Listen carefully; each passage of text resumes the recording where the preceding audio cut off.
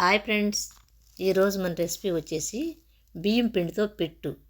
ఇది ఆడపిల్లలు మెచ్యూర్ అయినప్పుడు తప్పకుండా ఈ పిట్టు చేసి తినిపిస్తారు. ఇప్పుడు మనం ఈ పిట్టు తయారీ విధానం ఈ వీడియోలో చూద్దాం.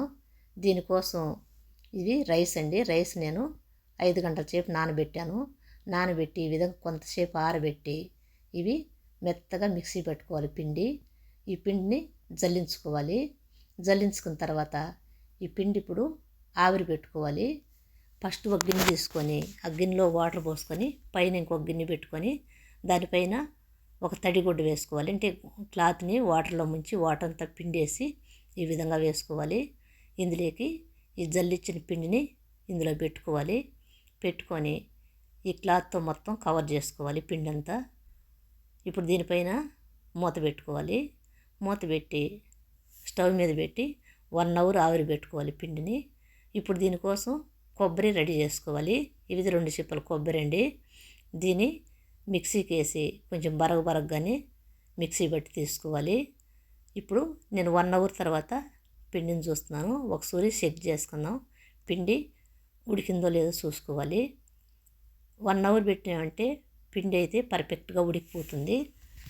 చూడండి, పిండి అయితే ఉడికిపోయింది.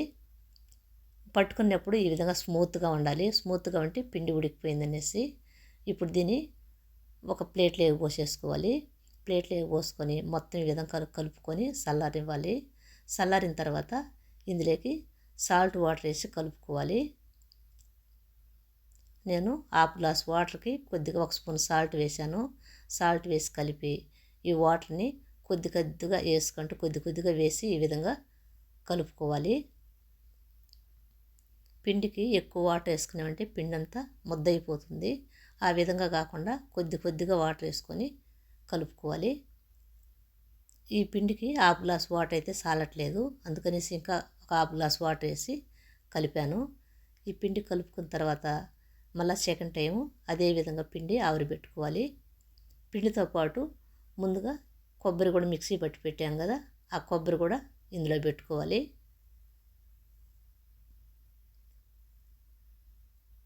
ఆ కొబ్బరి అంతా ఇందులో పెట్టుకొని దీనిపైన ఇంకా మిగిలిన పిండి ఈ కొబ్బరి పైన పెట్టుకొని ఇప్పుడు మళ్ళీ దీన్ని స్టవ్ మీద పెట్టి ఇంకా 1/2 అవర్ ఉడికించుకోవాలి పిండిని. ఈ పిట్టు చేసుకోవడానికైతే కొంచెం లేట్ అవుతుందండి, కొంచెం టైం పడుతుంది బాగా. కానీ పిట్టు చేసుకొని తింటే హెల్త్కి మంచిది, టేస్ట్గాను ఉంటుంది, చాలా బాగుంటుందండి పిట్టు. ఇదైతే 1/2 అవర్ తర్వాత మళ్ళీ నేను స్టవ్ ఆఫ్ చేసేసి దించేసుకున్నాను. దీన్ని ఒక బౌల్లోకి పోసుకోవాలి. పోసి ఈ విధంగా మొత్తం కలుపుకోవాలి. కొబ్బరి పిండి మొత్తం అయితే బాగా ఉడికిపోయిందండి. పిండి ఎక్కువసేపు ఉడకబెట్టుకుంటే పిట్టు చాలా టేస్టీగా ఉంటుంది. ఇది 2 డేస్ కూడా ఉంటుందండి. 2 డేస్ కూడా నిల్వ ఉంటుంది, పెట్టుకొని తినచ్చు. ఇందులోకి ఇప్పుడు బెల్లం వేసుకోవాలి. బెల్లం వేసుకొని కొద్దిగా యాలకుల పౌడర్ వేసుకోవాలి. వేసి మొత్తం ఒకసారి కలుపుకోవాలి. ఈ పిండి వేడి మీద ఉన్నప్పుడే కలుపుకున్నామంటే బెల్లం కూడా పిండిలో బాగా కలిసిపోతుంది. ఏదైనా ఉంటే కూడా కరిగిపోతుందండి, కొంచెం గడ్డలుగా ఉంటే కూడా బెల్లం ఈ వేడి మీద కరిగిపోతుంది. ఇందులోకి నెయ్యి వేసుకోవాలి. పిట్టుకి నెయ్యి ఎక్కువే పడుతుందండి. నెయ్యి ఎక్కువ వేసుకుంటే టేస్ట్ బాగుంటుంది. ఈ విధంగా కానీ పిట్టు చేసామంటే ఇంట్లో పిల్లల నుండి పెద్దవాళ్ళ వరకు ఇష్టంగా తింటారు. ఇది అప్పుడప్పుడు చేసి పిల్లలకు పెట్టామంటే చాలా మంచిదండి. పెద్దవాళ్ళు కూడా ఈ పిట్టు తింటే హెల్త్కి మంచిది. ఈ వీడియో కనుక మీకు నచ్చినట్లయితే లైక్ చేయండి, షేర్ చేయండి, సబ్స్క్రైబ్ చేయండి.